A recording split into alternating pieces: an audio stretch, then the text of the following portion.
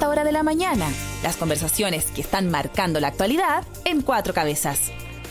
La salud mental es un tema que siempre ha existido, pero se ha visibilizado en el último tiempo con más claridad. Muchas veces fue un tema tabú. Nadie quería decir que tenía depresión o que iba al psiquiatra porque incluso en el mundo laboral temían que eso se interpretase como un impedimento, un invalidante para ejercer bien funciones. Para conversar de esto estamos al teléfono con Carlos Ibáñez, que es psiquiatra y coordinador de la red Salud Mental es Salud. Carlos, muy buenos días.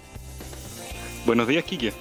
Oye, cuéntame, antes de iniciar la conversación, ¿qué es Red Salud Mental es Salud? La red es una agrupación de varias organizaciones y sociedades científicas y organizaciones también de pacientes que hemos puesto sobre la mesa la importancia, sobre todo, de abordar la salud mental desde el punto de vista de un financiamiento suficiente. Esto hace muchos años que se conoce, están los planes nacionales de salud mental desde el 2000 en adelante.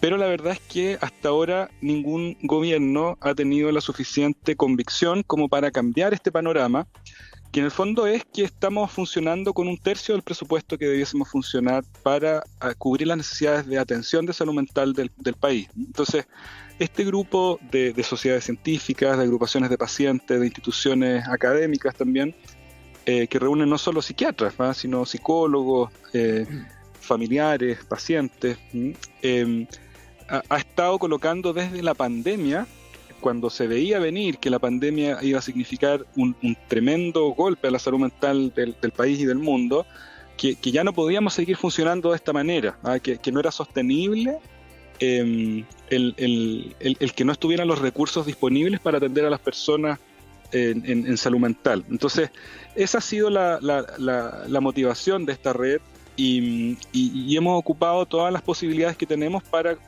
enviar el mensaje de que hay una crisis de salud mental, es una crisis sanitaria de grandes magnitudes, totalmente comparable con lo que ocurrió con el COVID, pero lamentablemente no se están tomando las medidas para abordarla. Esa es la situación. ¿Sí? Sí, no, termina. Que en el fondo lo que pasó con el COVID fue algo, desde el punto de vista de la respuesta de salud, muy ejemplar. La verdad es que se trabajó entre el sistema público y el privado de manera coordinada, se destinaron los recursos necesarios, estábamos constantemente atentos a las camas de UCI y los ventiladores, ¿cierto?, que estaban disponibles, y si se estaban copando, todo el país tenía una alarma, ¿cierto?, y era una cosa que conversábamos todos los días. En salud mental no hay camas, Todos los días se rechaza aproximadamente la mitad de los pacientes que llegan a consultar a las urgencias psiquiátricas del Horvitz, que es la urgencia psiquiátrica que tenemos en Santiago y en la región metropolitana, porque no hay camas disponibles. ¿Para qué hablar de la situación con infanto-adolescentes? No hay camas disponibles. Y así no hay un montón de otros recursos, no hay hospitalizaciones de día, hay una cantidad de COSAM, ¿cierto?, que son los centros especializados a nivel ambulatorio que faltan. Las residencias de los pacientes que tienen que ser cuidados porque no pueden mantenerse solos y sus familias tampoco, en los hogares protegidos que le llaman. Entonces hay un déficit estructural que se viene arrastrando hace muchos años y que este gobierno se comprometió a subsanar, se comprometió a aumentar el presupuesto desde un 2 a un 6%, y eso no ha ocurrido, y lamentablemente no ocurrió en esta nueva partida presupuestaria. Que ya es la última de este gobierno, o bueno, la penúltima, que ya es casi la última de este gobierno, si ya no lo hizo. O sea, eso significa que no va a cumplir la promesa. En el fondo, para haberlo hecho, significa que todos los años tendría que haber aumentado por lo menos un cuarto más de lo que estaba colocando, y eso no ha ocurrido. Oye, entonces tendría que ser algo muy sorprendente que pasemos del 2 al 6 de un año para otro, cuando 6% del presupuesto de salud, me refiero, destinado a salud mental. Carlos, una pregunta. Si alguien, una persona, quiere ir a un psiquiatra, a un psicólogo en la red pública, ¿qué tiene para ir? A ver, CEFAM no hay, ¿no? ¿O sí hay psiquiatra y psicólogo? A ver, yo creo que es bien importante distinguir ese aspecto desde el punto de vista de la necesidad de atención, ¿ya? En primer lugar, la gran mayoría de los problemas de salud mental son síntomas ansiosos y síntomas depresivos que no requieren una atención con psiquiatra, ¿ya? No todos los problemas de salud mental tienen que consultar a un especialista, eso es muy importante, ¿ya? La gran mayoría son trastornos leves, ¿ya? Y moderados incluso, que pueden ser resueltos por médicos generales, por médicos de familia, y bueno, por supuesto también con la ayuda de otros profesionales como psicólogos, terapeutas ocupacionales. Pero ellos no pueden medicar, ¿o no? ¿O eso es un mito? ¿Perdón? ¿Ellos no pueden medicar? ¿Solo los psiquiatras pueden medicar o es un mito eso?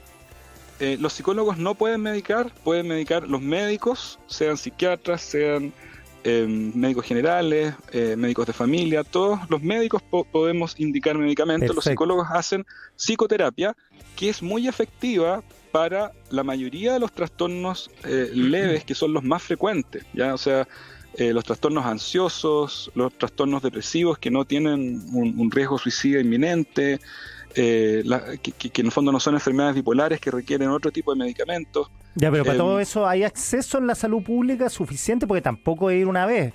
Estoy pensándolo si hay listas de espera en situaciones graves.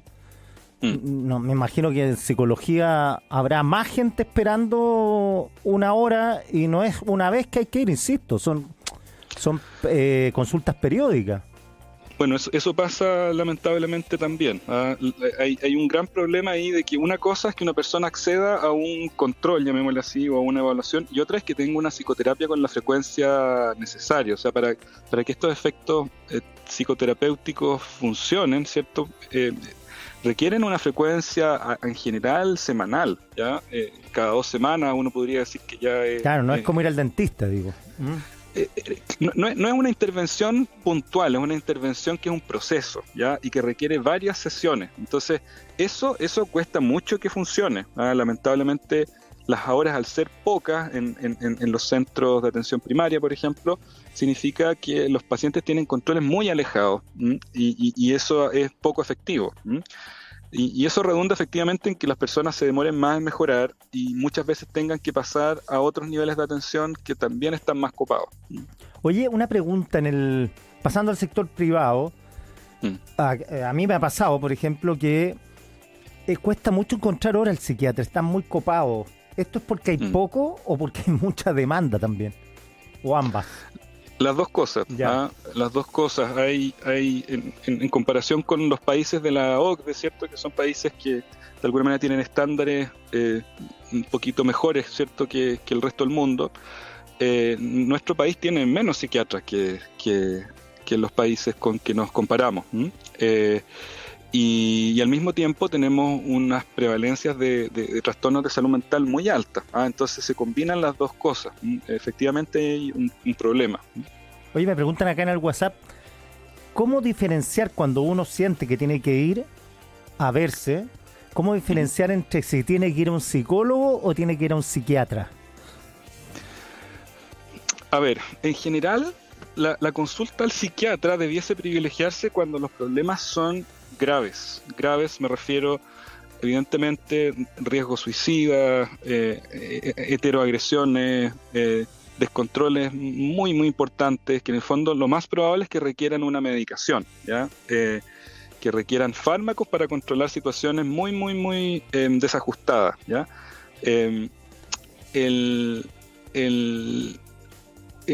La psicoterapia, ¿cierto? Requieren que una persona sea capaz de pensar, sea capaz de reflexionar, sea capaz de priorizar sus problemas, sea capaz de alguna manera tener una capacidad mucho más todavía no alterada, una funcionalidad mejor.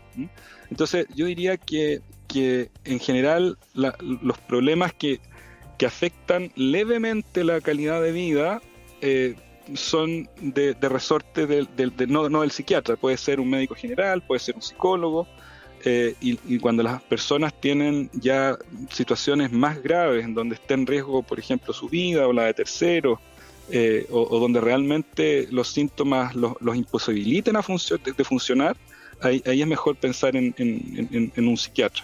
Ya, oye, primero cuesta mucho encontrar hora en el sector público, en el sector privado, con psiquiatra y psicólogo. Luego, si uno logra la hora, logra que tener más de una sesión, porque con una sesión no se hace nada. Luego viene el tema de la medicación. El sector público tiene acceso a fármacos que en algunos casos no son baratos. Yo diría que eso sí. En general, el sector público tiene una buena canasta de fármacos. Eso es bien positivo. Los fármacos en general están bastante disponibles, sobre todo a nivel secundario. El secundario me refiero no en el CESFAM, sino que en el COSAM, en estos centros de salud mental comunitaria. Hay una canasta bastante razonable. Sí, hay estabilizadores del ánimo, hay antipsicóticos, están los grandes grupos de medicamentos en general disponibles. Sí, yo diría que ahí, salvo que esto pasa tanto en el sistema privado como en el público, los fármacos que son para el tratamiento de las adicciones. Eso es bien sorprendente, porque por algún motivo, yo creo que al final es estigma, los fármacos para el tratamiento de las adicciones no están disponibles en nuestro país. Es una cosa bien sorprendente. No están disponibles ya. ¿Y es porque ni en el público ni en el privado. ¿Y quién decide que no estén disponibles? ¿O no hay demanda o no hay oferta? No hay oferta. No hay oferta. Evidentemente que demanda va a haber si es que uno puede indicarlo, pero no hay oferta. Y como digo, no es solo del público, sino que es del privado también. Uno lo puede comprar en la farmacia. Oye, hay otra tendencia también de mucha gente que yo he leído y he escuchado que se siente con problemas de ansiedad, depresión, se siente mal, cuerpo pesado, pocas ganas de levantarse, y que acuden a ferias, las ferias libres, y compran medicamentos ahí que se ofrecen como medicamentos para la mente, en el fondo, muchos le dicen. Eso es altamente peligroso, sin receta y sin diagnóstico además.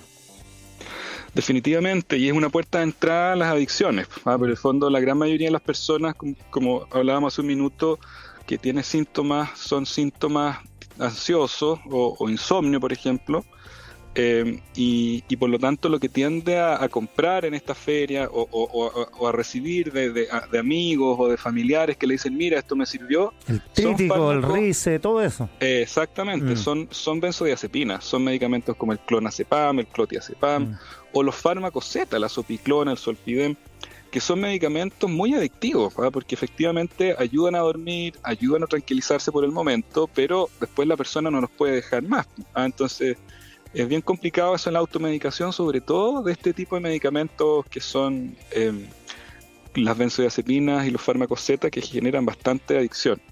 Sí, me acuerdo hace un tiempo atrás, no sé si era mito o no, pero como que faltó el Rabotril en Santiago. Tenía unos amigos que estaban desesperados buscando Rabotril y claro, no encontraban. Entonces tiene que ver mucho con... tú me dices que hay una oferta de fármacos seria, pero eso amerita, y te lo pregunto, que siempre haya una consulta médica de por medio y un diagnóstico y una receta para empezar a tomar estos fármacos, ¿o no? Definitivamente. En el fondo, una fórmula simple es que los medicamentos como las benzodiazepinas, el Rabotril, el clonazepam en general, ¿cierto? El clotiazepam, todos estos medicamentos son para tomar por tiempos muy breves. En general, 1 o 2 semanas, ya 3 semanas es mucho. Para partir en general algún tratamiento, alguien los puede indicar. En general, los psiquiatras tratamos de indicarlo lo menos posible, ¿ya? Pero si una persona necesita seguir tomando ese tipo de medicamentos, significa que hay otro trastorno de base que no está siendo tratado, que habitualmente es un trastorno ansioso depresivo, ¿ya? Y eso se trata con antidepresivos, ¿ya? Entonces es otro tipo de medicamentos que debiese estar tomando, y en el fondo no está resolviendo su problema, está colocando soluciones parche que le van a traer otro problema, que después no va a poder dejarlo. Entonces es bien importante no automedicarse, y si ya está tomando este medicamento, consultar para que lo orienten en cómo tratar realmente lo que le pasa y ojalá poder dejarlo. Oye, aquí me preguntan por el WhatsApp, un trastorno de sueño, o sea, no poder dormir. ¿Hay que ir a un especialista para que lo mediquen? A ver, ese motivo de consulta es muy frecuente, claro, ¿cierto? Es de los más frecuentes. Pasa recurrentemente, mucha gente dice no puedo dormir. Eso, sí. Lo primero es ser muy claro en que la gran mayoría de los problemas para dormir no requieren medicamentos. ¿ya? Es un poco lo que hablábamos al principio, o sea, ¿significa que si tengo problemas para dormir tengo que ir al psiquiatra? No, ¿ya? La gran mayoría de los problemas para dormir son problemas que se pueden arreglar con cambios en la rutina. O sea, esta idea, ¿cierto?, de la higiene del sueño, en donde las personas tienen una mala higiene del sueño cuando se quedan mirando tele toda la noche, se quedan dormidos con la tele prendida, comen muy tarde, muchas cantidades, fuman o toman Coca-Cola, té, café hasta últimas horas de la noche, no hacen actividad física. Entonces, esa rutina, evidentemente, que va a significar que esa persona no pueda dormir, ¿ya? Y con cambios, por ejemplo, como no estar mirando pantallas en la noche, no tomar estimulantes, hacer algo de actividad física, la gran mayoría de los problemas del sueño se pueden arreglar, ¿ya? Entonces, eso es lo primero, ¿ya? Lo segundo es, si es que con estas medidas generales no se arreglara el sueño, ahí sí conviene consultar, ¿ah? Y consultar a quién, vuelvo a decir, puede ser perfectamente, si solo es el problema, un médico general, un médico de familia, incluso algún psicólogo que esté más capacitado en el tema del sueño o de trastornos del sueño de terapias cognitivo-conductuales para los trastornos del sueño, pero ahí después se tiene que evaluar, porque en el fondo el insomnio suele ser un síntoma de otra enfermedad cuando es resistente, ¿ya? Cuando no es solo mala higiene del sueño, suele ser un trastorno ansioso o un trastorno depresivo en la mayor cantidad de las veces, ¿cierto? Y que requiere un tratamiento específico para la depresión y un tratamiento específico para el trastorno ansioso, y ahí se arregla el sueño. Entonces, más que el tratamiento para el insomnio, es el tratamiento para el problema de base. Y bueno, y también están los trastornos del sueño hechos y derechos que requieren tratamientos especializados, que ahí puede ser con psiquiatra o con neurólogo, ¿ah? Pero eso, insisto en que suelen ser la minoría de los casos. Perfecto. Oye, Carlos, un millón de gracias por esta conversación, muy interesante. Además, me queda que los médicos generales también pueden diagnosticar cuestiones que no son graves, digo. Definitivamente. Kiki, ¿puedo decir una cosa? Sí, más? Por favor, dale. Sí. Mira, hay un tema muy delicado, que se ha tratado muy, muy mal en la discusión pública, entonces quería aprovechar esta oportunidad de conversar contigo este punto. Dale. Tiene que ver con el tema de las licencias médicas. Probablemente han escuchado, ¿cierto?, que hay un mal uso, un sobreuso y un abuso de licencias médicas, y eso es cierto. Ya hay un uso fraudulento, lamentablemente, de algunos grupos delincuentes concretamente, ¿ya? Pero la gran mayoría de las personas enfermas y la gran mayoría de los médicos indicamos las licencias médicas cuando corresponde a las personas que lo necesitan. El gran problema es que el sistema está rechazando masivamente las licencias, sobre todo de salud mental, ¿ya?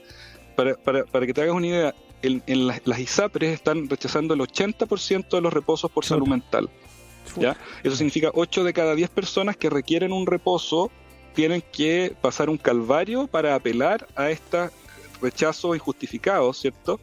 Y además están demandando a médicos que dan más licencias que el promedio. Esto con la justificación de pesquisar, de pillar, ¿cierto?, a los estafadores, pero estas son demandas masivas, a más de 1.000 médicos a nivel nacional. Entonces, hay toda una cosa que es un amedrentamiento para que las personas dejen de, entre comillas, tener licencia, y que los médicos dejemos de indicarlas.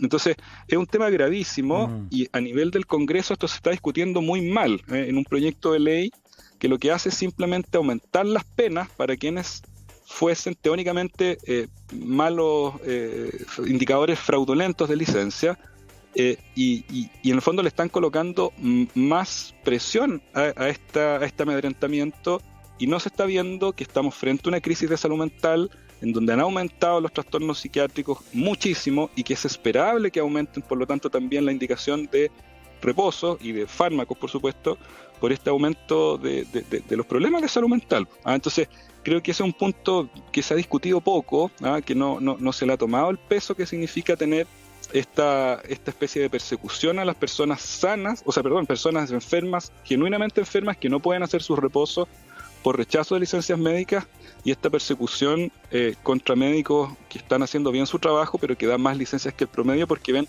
pacientes más graves o en situaciones de mayor vulnerabilidad. Típico esto de rascan donde no pican, si tienen que perseguir a los que dan licencias falsas. Sí, eso es. Exactamente.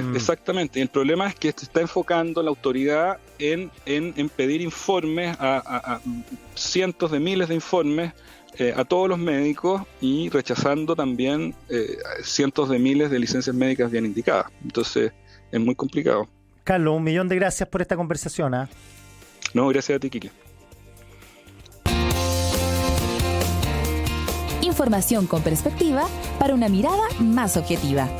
Esto es Cuatro Cabezas de Radio 13C con Kike Mujica.